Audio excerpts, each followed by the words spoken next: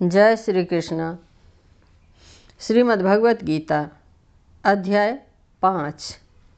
अर्जुन बोले, हे कृष्ण, आप कर्मों के संन्यास की और फिर कर्म योग की प्रशंसा करते हैं, इसलिए इन दोनों में से जो एक मेरे लिए भली भांति निश्चित कल्याणकारक साधन हो उसको कहिए। श्री भगवान बोले, कर्म संन्यास और कर्म योग ये दोनों ही परम कल्याण के करने वाले हैं, परंतु उन दोनों में भी कर्म संन्यास से कर्म योग साधन में सुगम होने से श्रेष्ठ है।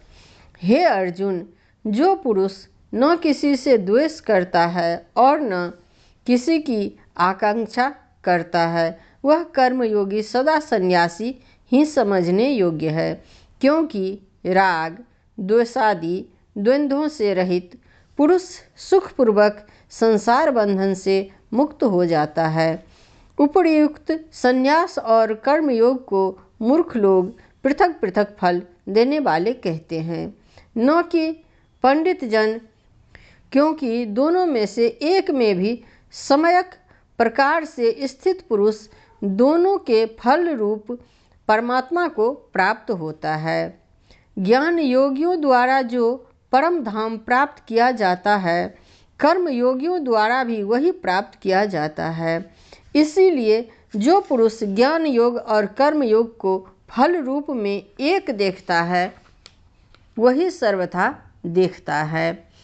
परंतु हे अर्जुन, कर्म योग के बिना संन्यास अर्थात मन, इंद्रिय और शरीर द्वारा होने वाले संपूर्ण कर्मों में कर्तापन का त्याग प्राप्त होना कठिन है, और भगवत स्वरूप को मनन करने वाला कर्मयोगी पर ब्रह्म परमात्मा को शीघ्र ही प्राप्त हो जाता है।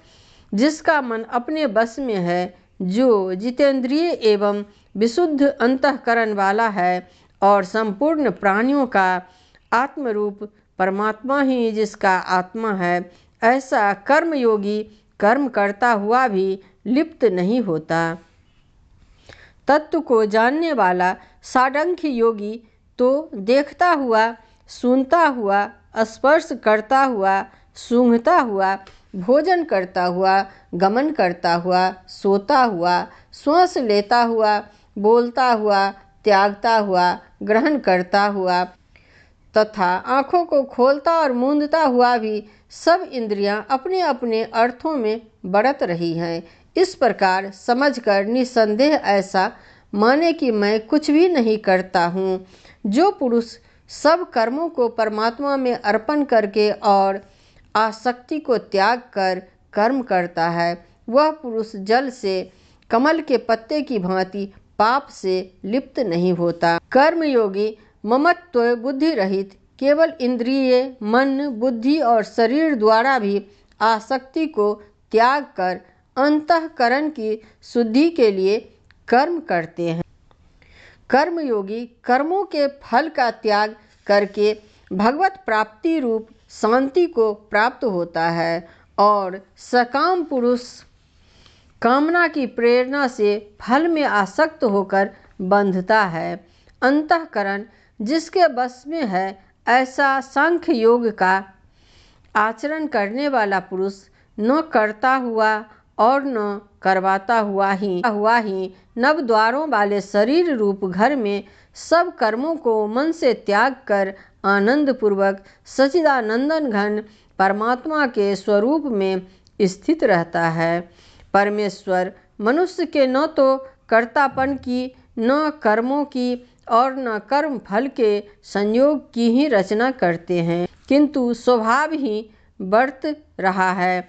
सर्वव्यापी परमेश्वर भी न किसी के पाप कर्म को और न किसी के शुभ कर्म को ही ग्रहण करता है, किंतु अज्ञान के द्वारा ज्ञान ढका हुआ है, उसी से सब अज्ञानी मनुष्य मोहित हो रहे हैं। परंतु जिनका वह अज्ञान परमात्मा के तत्व ज्ञान द्वारा नष्ट कर दिया गया है, उनका वह ज्ञान सूर्य के सदृश उस सच्चिदानंदन घन परमात्मा को प्रकाशित कर देता है। जिनका मन तद्रूप हो रहा है, जिनकी बुद्धि त्रदुप हो रही है और सच्चिदानंदन घन परमात्मा में ही जिनकी निरंतर एक ही भाव से स्थित है, ऐसे तत्वपरायण पुरुष ज्ञान के द्वारा पाप रहित होकर अपुनरावृत को अर्थात परम गति को प्राप्त होते हैं। वे ज्ञानी जन विद्या और विनय युक्त ब्राह्मण में तथा गौ, हाथी, कुत्ते और चंडाल में भी समदर्शी ही होते हैं। जिनका मन स्वभाव में स्थित है, उनके द्वारा इस जीवित अवस्था में ही संपूर्ण संसार जीत लिया गया है, क्योंकि सच्चिदानंदन घन परमात्मा निर्दोष और सम है। इससे वे सच्चिदानंदन घन परमात्मा में ही स्थित है। जो पुरुष प्रिय को प्राप्त होकर हर्षित नहीं हो और अप्रिय को प्राप्त होकर उद्विग्न न हो, वह स्थिर बुद्धि संशय रहित ब्रह्मवेता पुरुष सच्चिदानंदन घन पर ब्रह्म परमात्मा में एक ही भाव से नित्य स्थित है। बाहर के विषयों में आसक्ति रहित अंतःकरण वाला साधक आत्मा में स्थित जो ध्यान जनित सात्विक आनंद है उसको प्राप्त होता है।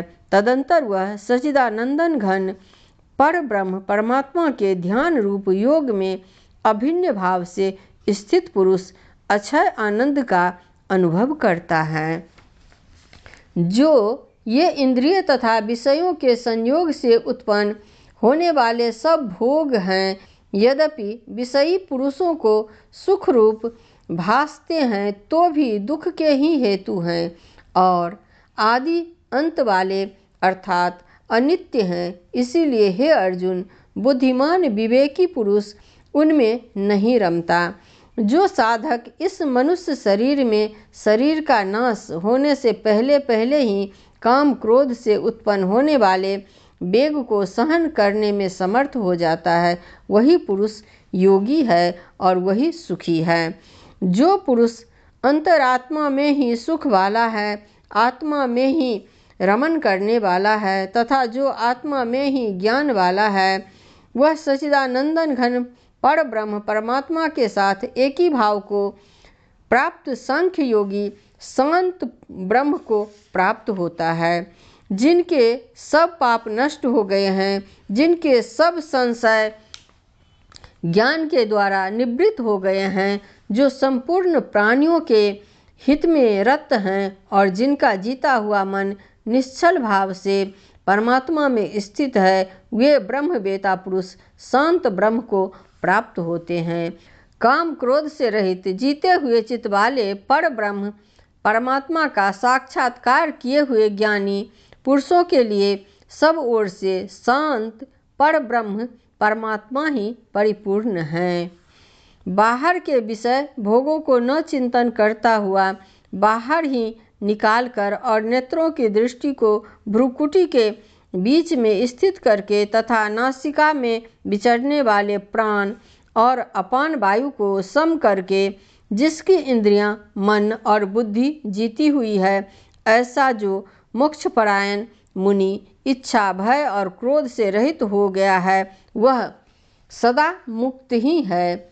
मेरा भक्त मुझको सब यज्ञ और तपों का भोगने वाला, संपूर्ण लोकों के ईश्वरों का भी ईश्वर तथा संपूर्ण भूत प्राणियों का सुहृदय अर्थात स्वार्थ रहित दयालु और प्रेमी ऐसा तत्व से जानकर शांति को प्राप्त होता है। ओम तत्सदिति श्रीमद्भगवत गीता सुपनिषत्सु ब्रह्म विद्याय योग शास्त्रे श्री अर्जुन संवादे कर्म संन्यास योगो नाम 5वां अध्याय।